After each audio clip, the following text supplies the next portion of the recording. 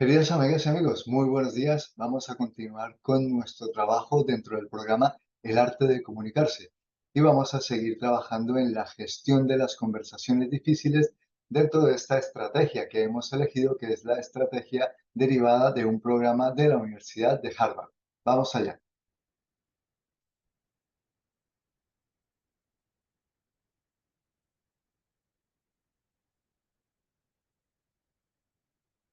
Bueno, muy bien, como decíamos, este programa se llama El arte de comunicarse y el modelo que estamos trabajando es el de enfrentarse a las conversaciones difíciles, método Harvard para la gestión de los conflictos.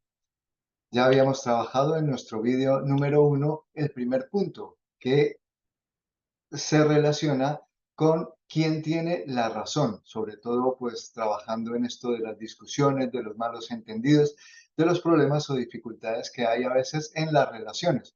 Hoy nos toca centrarnos en el punto 2, que tiene que ver con las intenciones que tenemos las personas cuando nos relacionamos con los demás.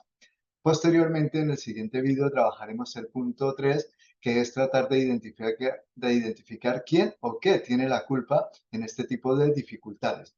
Vamos allá. Parte 2. ¿Cuáles son las intenciones nuestras o de las otras personas cuando interactuamos entre nosotros? Lo primero que debemos de tener en cuenta es que esto de las intenciones tiene sus dificultades. Saber quién y cuáles son las intenciones que tenemos cada uno cuando nos relacionamos con los demás puede llegar a ser un poco complicado. Lo que ocurre es que es habitual que cuando tenemos dificultades o conflictos con las otras personas, nosotros sospechemos acerca de las intenciones que tienen los demás cuando empiezan a surgir esos conflictos, esos pequeños problemas. Pero además es habitual que nosotros pensemos que tenemos la capacidad de adivinar las intenciones de los demás. Además, a veces estamos seguros de que hemos podido identificar, sin tener suficiente información, cuáles son las intenciones de las otras personas. ¿Por qué hacemos esto? Bueno, culpar al otro de tener malas intenciones busca fundamentalmente protegernos, que no nos lastimen, que no nos hagan daño, que no estropeen o no afecten nuestro estado de ánimo. Porque ocurre cuando tenemos dificultades con las otras personas, pues que a veces nuestros sentimientos son de rabia, miedo, tristeza, y lo que queremos es protegernos de esos sentimientos. Como decía, queremos evitar salir dañados en las diferencias, dificultades, problemas, conflictos que tenemos con las otras personas. Esto tiene pues otra serie de implicaciones. Por ejemplo, cuando le reclamamos, le reprochamos a la otra persona, le decimos, mira lo que me has hecho, pues, ¿qué puede ocurrir? Que si tenemos en cuenta una diferencia importante que hay en las intenciones de las personas o las nuestras, podremos salir mejor parados de este tipo de situaciones. La diferencia fundamental está cuando planteamos me has hecho daño o cuando planteamos de otra manera lo mismo, pero de una manera diferente, has intentado hacerme daño. ¿Por qué esto es diferente? Parece que fueran prácticamente la misma frase, porque detrás, pues bueno, hay unas ideas respecto de lo que los demás quieren de mí. ¿Qué es lo que vamos a tener en cuenta? Que lo que realmente ocurre cuando utilizamos estas frases es que si decimos me has hecho daño, estamos hablando de las consecuencias que ha tenido esta interacción en mí. ¿Cuáles son las consecuencias de esta interacción? Pues a lo mejor el resultado ha sido que yo esté enfadado, molesto, triste, etcétera. Es decir, ha habido un mal resultado. Si yo digo me has hecho daño, con frecuencia lo que estoy diciendo es el resultado de esta interacción ha sido doloroso o dañino para mí. Pero ¿qué ocurre si digo has intentado hacerme daño? Cuando digo has intentado hacerme daño, realmente lo que estoy haciendo es atribuyendo una mala intención a la conducta de la otra persona. Por supuesto, ninguno de nosotros quiere ser juzgado como malintencionado. Por eso, ahora podemos ver con mayor claridad cuál es la diferencia que hay entre expresar lo mismo, pero de dos maneras distintas. Hay una idea detrás de estas afirmaciones. ¿Cómo podemos continuar abordando esta situación? Bien, Identifiquemos primero que hay tres errores en esa atribución de las intenciones, sobre todo cuando somos nosotros los que le atribuimos esas intenciones a la otra persona. Vamos a tener en cuenta que el primer error es creer que conocemos las intenciones de las otras personas, creer que nosotros por algún mecanismo no debidamente especificado podemos saber lo que esconde la otra persona, lo que piensa, lo que siente cuando interactúa con nosotros. ¿Cuál es el segundo error? Pues que confundimos el resultado con las intenciones. ¿Por qué esto es importante? Pues porque con mucha frecuencia acciones que se emprenden con buenas intenciones a veces también resultan mal. Por eso es importante que tengamos en cuenta que una cosa es el resultado de una interacción que tenemos tú y yo y otra cosa son las intenciones que hay detrás de esa interacción. Y el tercer punto que vamos a tener en cuenta es que también creemos de manera no exacta que explicarnos va a cambiar el resultado. Es decir, si yo explico, si yo doy información, va a cambiar lo que siente la otra persona. Es un error y vamos a ver por qué. Empecemos por el primero de estos tres errores, creer que podemos adivinar cuáles son las intenciones de la otra persona. ¿Por qué es un error? Bueno, cuando hacemos esto, cuando decimos que creemos que podemos adivinar las intenciones de la otra persona, normalmente le damos a estas creencias una categoría de verdad. Es decir, no nos damos cuenta que estamos creyendo, haciendo una hipótesis acerca de lo que el otro piensa o siente cuando interactúa conmigo, sino que yo afirmo que tengo claro que sé lo que piensa o lo que siente el otro. Vamos a poner un ejemplo de la vida cotidiana, a ver si conseguimos que esto vaya quedando más claro. Un hijo le dice a la madre, por ejemplo,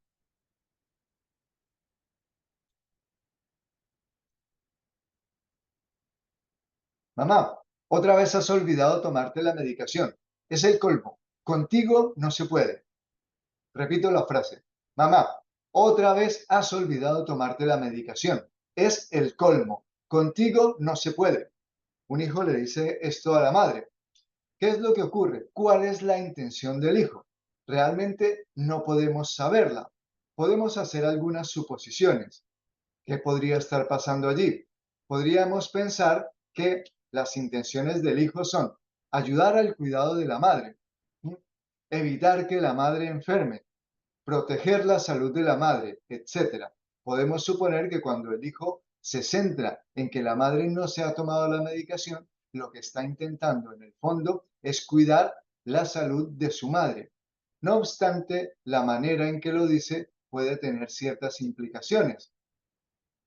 ¿Cuál puede ser el resultado de que yo utilice esa manera de hablar con mi madre? Pues el resultado seguramente sería que mi madre o la madre de este ejemplo se sienta triste o culpable porque piensa que por la manera de hablar de su hijo, pues no la quiere al hacerle este reproche por la medicación.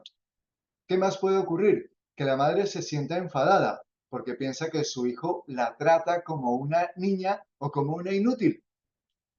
Puede pasar también que la madre se sienta enfadada y siga sin tomar la medicación como represalia hacia su hijo. Con lo cual, aquí el resultado lo tenemos claro, pero la intención no es tan clara, solamente podemos suponerla y podemos ver que la intención y el resultado no van en la misma dirección. Veamos qué pasa con el segundo error, el error número 2, que tiene que ver con lo que ocurría en este ejemplo. Confundir el resultado con las intenciones. Ocurre normalmente que cuando las cosas terminan mal en una relación o en una interacción que tenemos las personas, pues suponemos que de antemano lo que había era la intención o la idea de dañarnos, de hacernos mal, de molestarnos. Es lo que podemos llegar a pensar si el resultado de la interacción no sale bien, no es agradable o no sale como a nosotros nos gustaría.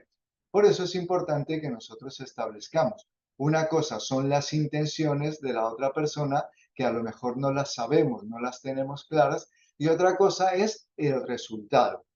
Bien, volvamos al ejemplo. El hijo le dice a su madre que es el colmo, que no se ha tomado la medicación. La madre se siente enfadada, culpable, triste y responde, le dice a su hijo, no te preocupes, que si me pongo mala, a ti no te voy a pedir ayuda.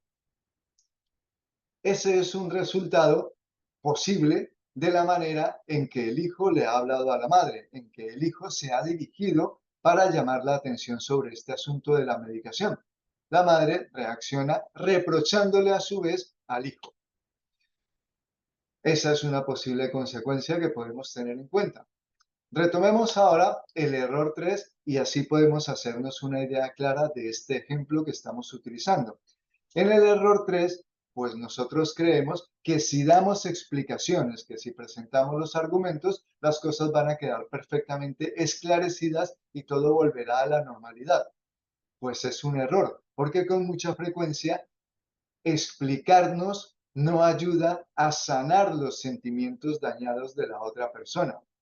Si lo que yo he hecho ha tenido como consecuencia que la otra persona se sienta dolida, triste, rabiosa, etcétera, que yo le doy información no es exactamente lo que contribuye. Puede ayudar, pero no es la solución. ¿Qué es lo que pasa? Que cuando existen esta serie de malos entendidos, habitualmente en lo que hay que centrarse es en los sentimientos de la otra persona, esos sentimientos que han quedado lastimados, heridos, afectados. Eso es lo que hay que cuidar. Si yo me centro en cuidar, en mostrarle a la otra persona que no me importa tanto la situación, los hechos, como expresarle afecto, cariño, comprensión a la persona, pues las cosas saldrán de una u otra manera. Para ayudar, para contribuir a que las cosas salgan bien, lo más importante es centrarnos en cuidar a la persona y luego hablar sobre los hechos a ver si podemos resolverlos. Por ejemplo, en este caso, en que el hijo le ha llamado la atención a su madre por no tomarse la medicación, la madre ha contestado que está harta de que se le trate como a una niña. En circunstancias normales, el hijo podría contestar a lo que su madre le dice. Pues yo no te trataría como una niña si no te comportaras como una cría. O yo no te diría nada si no te comportaras de una manera tan infantil.